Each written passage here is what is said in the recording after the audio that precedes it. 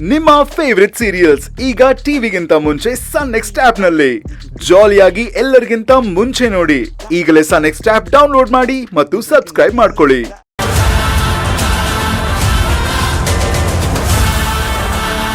ಬರ್ತೀನಿ ಯಜಮಾನ್ರೆ.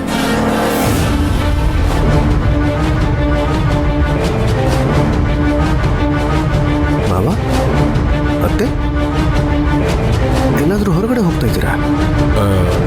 ಏನಿಲ್ಲ ಅಣಿ ಅಂದ್ರೆ ನಿಮ್ಮ ಹತ್ರ ಸ್ವಲ್ಪ ಮಾತಾಡಬೇಕಿತ್ತು. ಸರಿ ಕೂತ್ಕೊಳ್ಳಿ.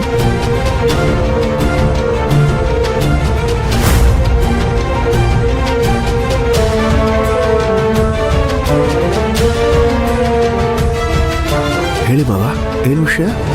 ಇದು ಮನೆ, ಜಮೀನು ಹಾಗೂ ರೈಸ್ ಮಿಲ್ಗೆ ಸಂಬಂಧಪಟ್ಟಿರೋ ಲೆಕ್ಕದ ಪುಸ್ತಕಗಳು. ಸರಿ, ಇದು ಗೊತ್ತಿರೋದೆ, ಇದನ್ನ ಯಾಕೆ ಈಗ ಹೇಳ್ತಿದ್ದೀರಿ? ಅಳಿಯಂದ್ರೆ ಇನ್ಮೇಲೆ ಯಾವುದೇ ಲೆಕ್ಕ ಚುಕ್ತಾ ಮಾಡೋದಿದ್ರು, ಯಾರಿಗೆ ಪೇಮೆಂಟ್ಸ್ ಮಾಡೋದಿದ್ರು, ಮತ್ತೇನೇ ಲೆಕ್ಕಾಚಾರ ನೋಡೋದಿದ್ರು ಎಲ್ಲ ನೀವೇ ಮಾಡಬೇಕು.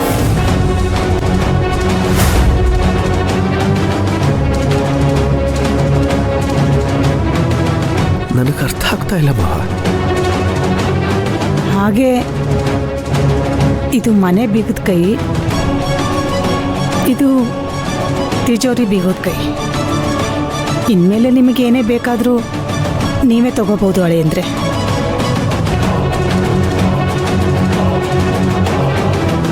ಅಲ್ಲ, ಇದನ್ನೆಲ್ಲ ನೀವೇ ತಾನೇ ನೋಡ್ಕೊಳ್ತಾ ಇದ್ದಿದ್ದು.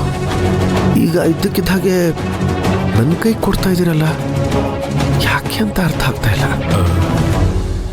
ನಮ್ಮ ಮಗಳಿಗೆ ಈ ಮನೇಲಿ ಆಶ್ರಯ ಇಲ್ಲ ಅಂದಮೇಲೆ ಹೆತ್ತ ಅಪ್ಪ ಅಮ್ಮ ಆಗಿ ನಾವು ಹೇಗೆ ಮುಂದುವರಿಯೋಕೆ ಸಾಧ್ಯ?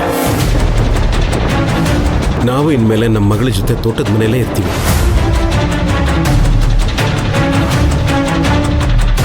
ಮೇಲಾಗಿ ಇದು ನನ್ನ ತವ್ರ ಮನೆ. ಸ್ವಂತ ಮನೆ ಆಗಿದ್ರೆ ಬೇರೆ ಲೆಕ್ಕ.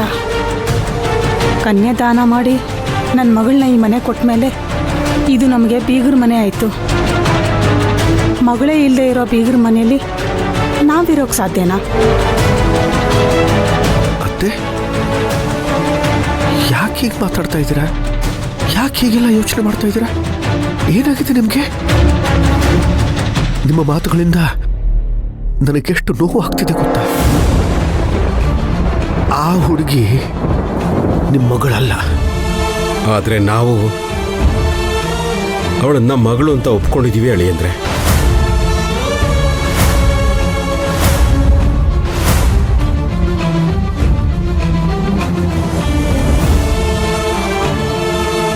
ಬಾವ, ನಿಮಗೆ ಗೊತ್ತಲ್ಲ ಆ ಬಸ್ಯ ನಮ್ಮ ಮನೆ ಮೇಲೆ ಎಷ್ಟೊಂದು ಹಗುರವಾಗಿ ಮಾತಾಡ್ದ ಅಂತ.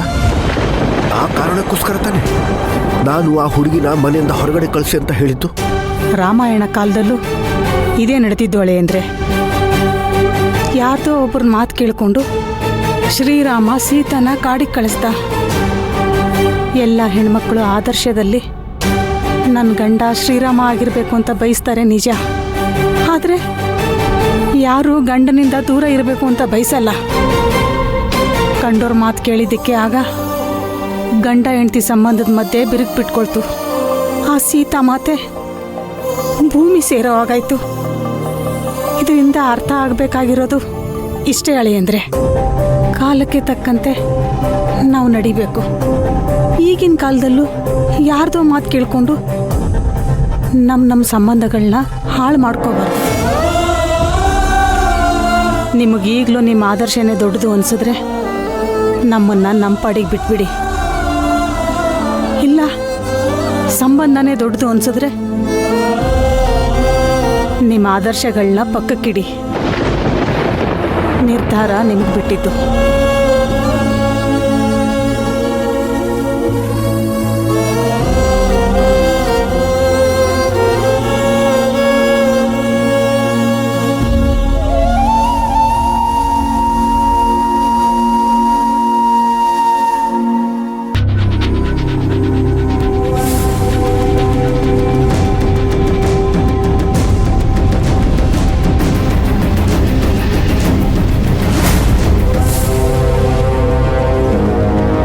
ಸರ್, ಬನ್ನಿ ಬನ್ನಿ ಬನ್ನಿ. ಅವ್ರು ಮನೇಲೇ ಇರ್ತಾರೆ. ಬನ್ನಿ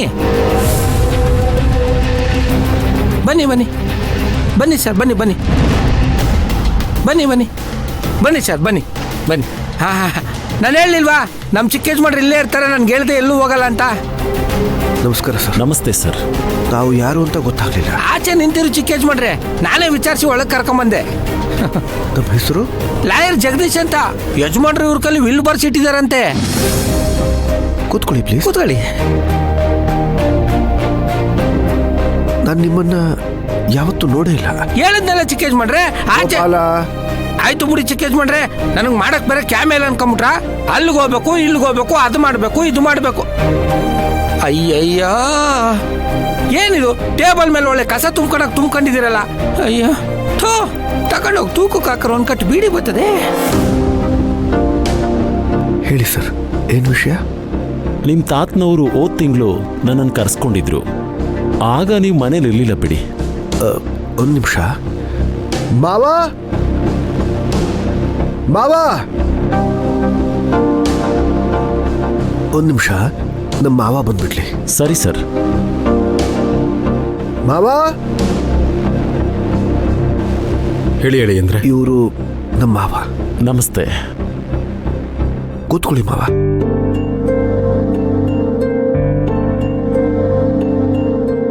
ಇವರು ನಮ್ಮ ಅತ್ತೆ. ನಮಸ್ತೆ ಮೇಡಮ್. ನಮಸ್ತೆ. ಈಗ ಹೇಳಿ ಸರ್.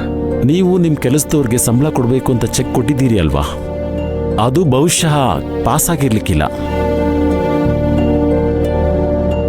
ಹೌದೋಳಿ ಅಂದ್ರೆ ಅದನ್ನು ಬ್ಯಾಂಕಲ್ಲಿ ವಿಚಾರಿಸಿದಾಗ ಏನೋ ಇಶ್ಯೂ ಇದೆ ಅಂತ ಹೇಳಿದ್ರು. ಅದನ್ನು ಹೇಳೋದಕ್ಕೆ ನಾನು ಬಂದಿರೋದು ಸೂರ್ಯ ಅವರೇ. ಇನ್ಮೇಲೆ ನೀವು ಯಾವುದೇ ರೀತಿಯ ವ್ಯಾಪಾರ ವಹಿವಾಟೇ ಆಗಲಿ, ಬ್ಯಾಂಕಿಗೆ ಸಂಬಂಧಪಟ್ಟಂತ ಕೆಲಸನೇ ಆಗಲಿ, ನೀವೊಬ್ರು ಸಹಿ ಮಾಡಿದ್ರೆ ಅದು ನಡೆಯೋದಿಲ್ಲ.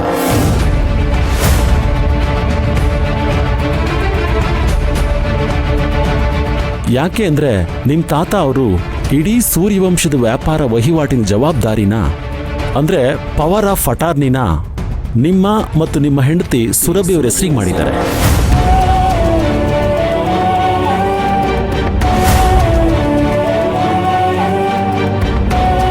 ಇನ್ಮೇಲೆ ನೀವು ಏನೇ ಕೆಲಸ ಮಾಡಿದ್ರು ನೀವು ಮತ್ತು ನಿಮ್ಮ ಹೆಂಡತಿ ಸುರಭಿ ಒಟ್ಟಿಗೆ ಸೈನ್ ಹಾಕಿದ್ರೆ ಮಾತ್ರ ಅದಕ್ಕೆ ವ್ಯಾಲ್ಯೂ ಇರುತ್ತೆ.